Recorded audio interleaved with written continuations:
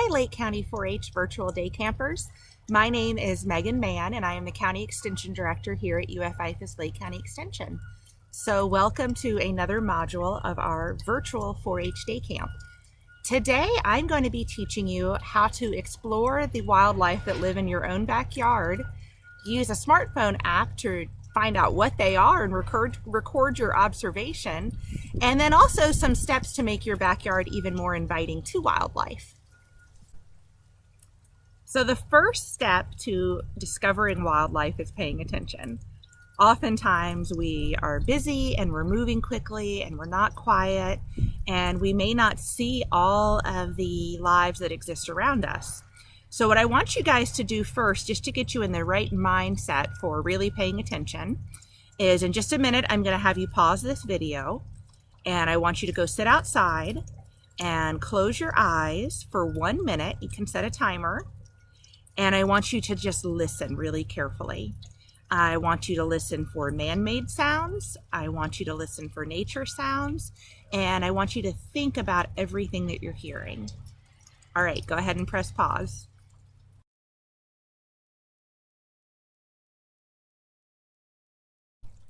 All right, welcome back. So what did you hear? When I closed my eyes here at Discovery Gardens, I heard a lot of man-made sounds. I can hear a trash truck beeping while it backs up.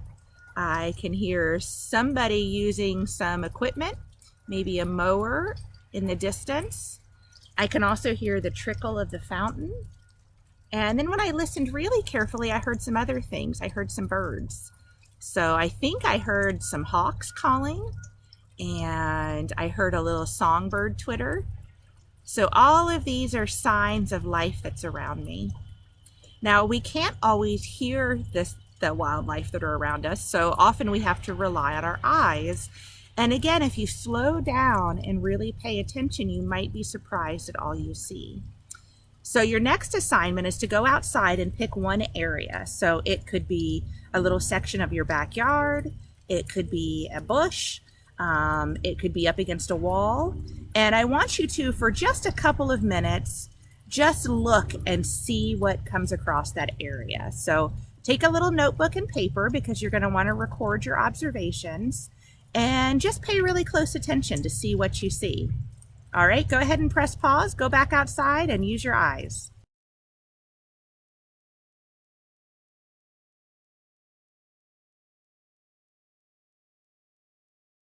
So now that you have found some wildlife by listening carefully and making visual observations, you might be curious to know exactly what kind of critters you've discovered. Fortunately, there's an app for that.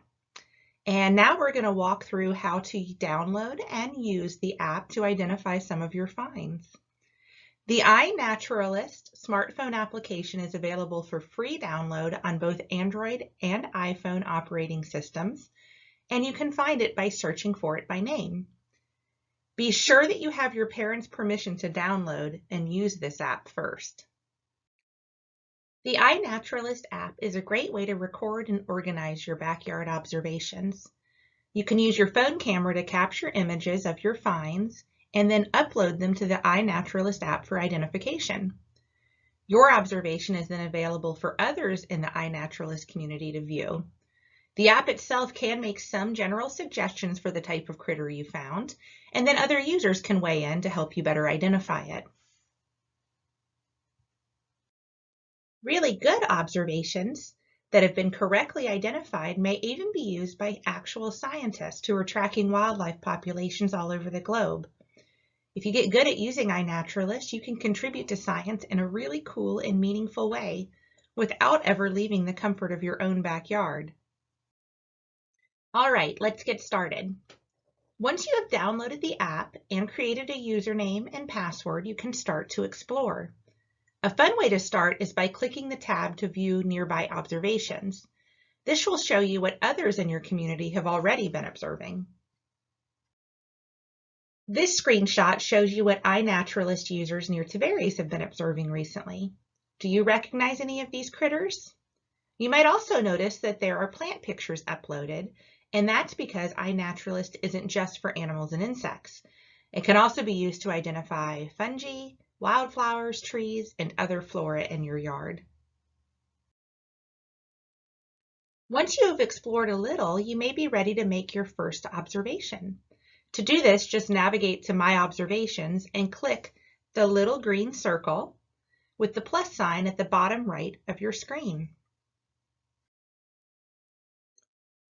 You can record an observation by taking a live photo using the app, by using a photo you already have, by describing what you saw if you don't have a photo, or even by recording sound if you can hear but not see the animal.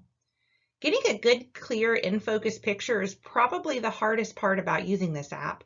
A lot of times the things we're observing are so small and so fast that it can be hard to get a good shot.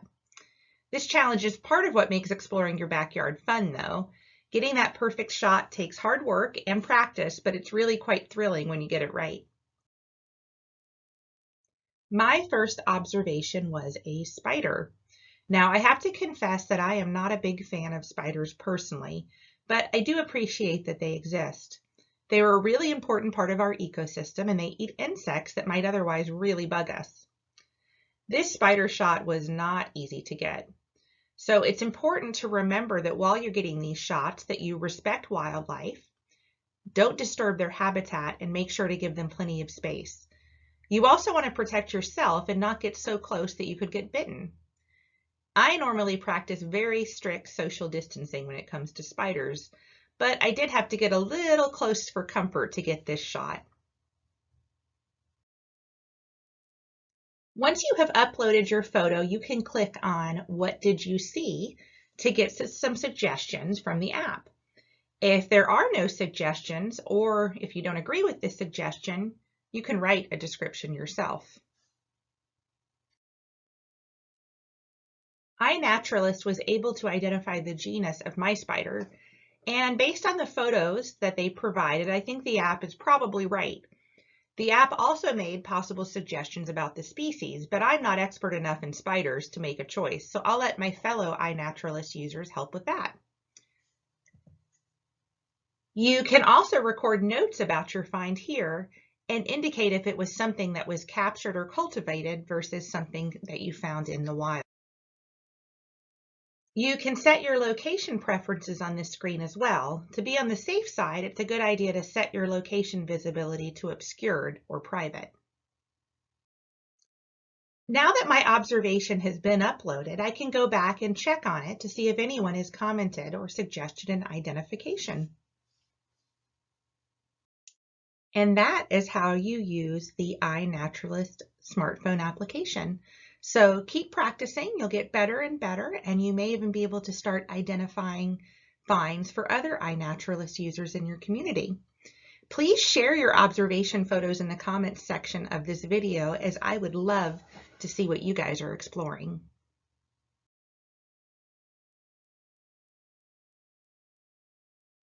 Now that you know a little bit more about all of the wildlife that calls your backyard home, you might be interested in ways to improve your backyard as a habitat for wildlife.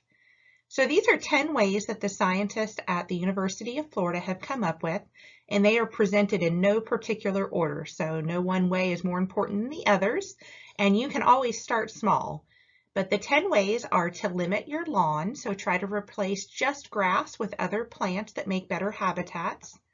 Increase vertical layering, so that means having plants that are low to the ground, a little distance up, as well as tall instead of just all at the same height. Provide snags, which are dead or dying trees and brush piles for animals to make homes in. Provide water. Use native vegetation whenever possible. Provide bird and bat houses and bird feeders. Remove invasive exotic plants, which are plants that are not meant to be in our ecosystem and are not useful to our wildlife.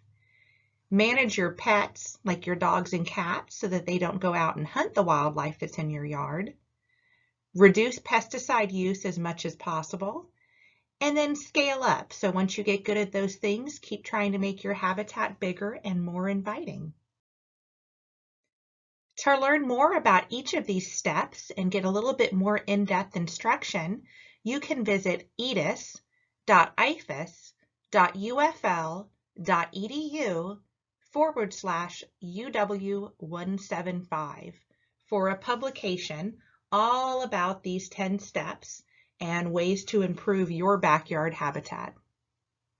I will also link this in the comments and description of the video.